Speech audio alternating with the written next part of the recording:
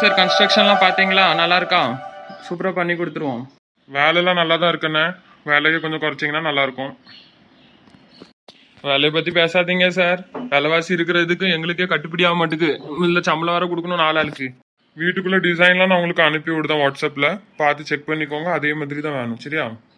சரி சார், பண்ணிடலாம். அட்வான்ஸ் மட்டும் கொடுத்தீங்கன்னா நாளைக்கு ஜாமான்லாம் வந்து இறங்கிடும். கௌதம் ஒரு 40,000 எடுத்து கூட உங்களுக்கு. இந்தாங்கண்ணே. சரி, நாங்கள் போயிட்டு வரோம். நாளைக்கு ஜாமான் கொண்டு வந்து இறக்கிருங்க. அதெல்லாம் பண்ணிடலாம் சார். சரிக்கா, வேலை கிடக்கு, வாரேன். சரிக்கா, போயிட்டாங்க. சரி மலரு, அந்த பொண்ணை பற்றி விசாரிச்சியா? வீடு எப்படி, ஆட்கள்லாம் எப்படின்னு?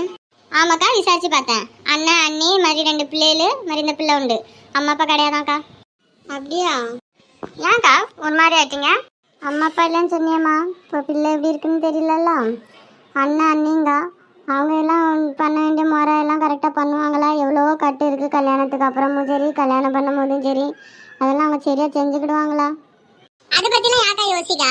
நம்ம வீட்டுக்கு வாழ போகிற பொண்ணு நல்ல குணத்தை எடுத்துகிட்டு வரதான்னு மட்டும் தான் பார்க்கணும். சீர்சனத்தை எடுத்துகிட்டு வரதுன்னு பார்க்கக்கூடாதுக்கா. ஆமாக்கா, சரசக்கா சொல்கிறது 100க்கு 100 உண்மை. பார்த்துக்கோங்க. எவ்வளோ சீர்சனத்தி நகை நட்டு போட்டுட்டு வந்து வராங்க.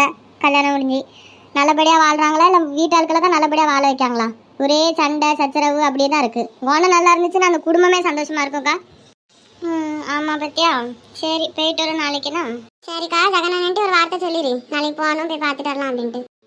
எல்லாத்தையும் கூட்டிகிட்டு போக வேண்டாமே. நம்ம 3 பேர் போய் ஃபஸ்ட்டு பார்த்துட்டு வருவோம். பிடிச்சிருந்துச்சுன்னா மாதிரி ஒரு நாள் பார்த்து எல்லாரும் முறைப்படி போயிட்டு வர வேண்டியதான். சரிக்கா, அதுவும் சரிதான். சரிக்கா, வாரேன்னா வேலை கிடக்கு, வீட்டில் பிள்ளைகள் வந்துடும். சரிம்மா, போயிட்டாங்க. இதை பற்றி யோசிக்காதக்கா. கடவுள் மேலே பாரத்தை போட்டு எல்லாத்தையும் நடத்தி வை, நல்லபடியாக இருக்கும். கடவுளே எல்லாம் நல்லபடியாக நடக்கணும். அப்படி நடந்துச்சுன்னா கல்யாணம் முடிஞ்ச கையோட வந்து பொங்கை வச்சு சாமி கும்பிட்டுட்டு வரணும் குலதெய்வ கோயிலில்.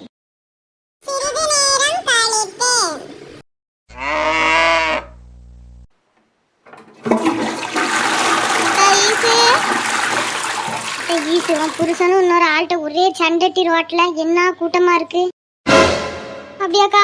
என்ன சண்டை? ஏன் சரியா தெரியலட்டி. இந்த டவுசர் போட்ட பொம்பளை இருக்காளா, அவளை வச்சுதான் ஏதோ சண்டை பார்த்துக்கோ. என்னன்னு தெரியல, போய் கேட்டுட்டு வா. சரிக்கா, என்னன்னு பார்க்க.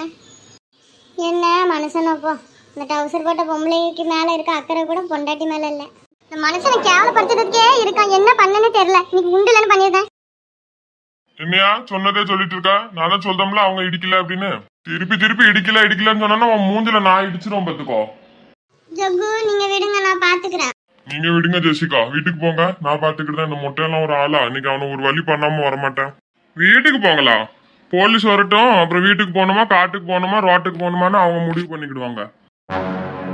அப்படிலாம் போலீஸ் வந்து அரெஸ்ட் பண்ணணும்னா என் பணத்தை மீறி தான் ஜெசிகாவை அரெஸ்ட் பண்ணணும். பாத்துக்கோங்க. பணமா ஆக்கிடுறேன் இன்னைக்கு. ஐயோ தலப்பா கட்டு, பிரச்சனை எனக்கும் அந்த மேடமுக்கு தான். நீ ஏன் நடுவுல படுத்துக்கிட்டு என் உயிரை வாங்குத? இப்ப கூட சொல்லுதான் ஜெசிகா மேடம் தப்பா வண்டி ஓட்டிருக்க வாய்ப்பே கிடையாது. அப்படி மட்டும் நீ ப்ரூவ் பண்ணி காமி. நான் காத்து அறுத்து கீழே இருக்கேன். காத்து தானே அறுத்துருக்கேன் இன்னைக்கு.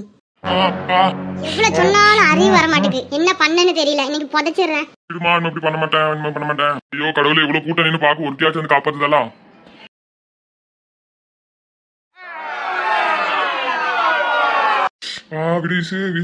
வலிக்குதே விடு. என்ன அப்படி பண்ண மாட்டேன். அந்த நீட்டிக்கு போய் சப்போர்ட் பண்ணிட்டு இருக்கா. எவ்வளவு அவமானமா இருக்கு. இப்படி கூட்டத்துல வச்சு அடிக்க வச்சிட்டே. என்ன அவ்வளவு அடி வாங்கின நம்மளுக்கே அவமானத்தை பத்தி யோசிக்கல. அடிச்ச இவளுக்கு அவமானமா இருக்கும். கரெக்டா நில்லு மனுஷா. ஈசு, நீ இழுத்துட்டு வந்ததுல கல்லு தட்டி கால் முறிஞ்சு போச்சுமா. நடக்க முடியலமா. என்ன குடிக்கிறதுக்கு ரூபா வேணும் அதுல தானே? வலியமா இருக்கிறது வேற என்னமா பண்ண? அந்த தொலையும் தாரேன்.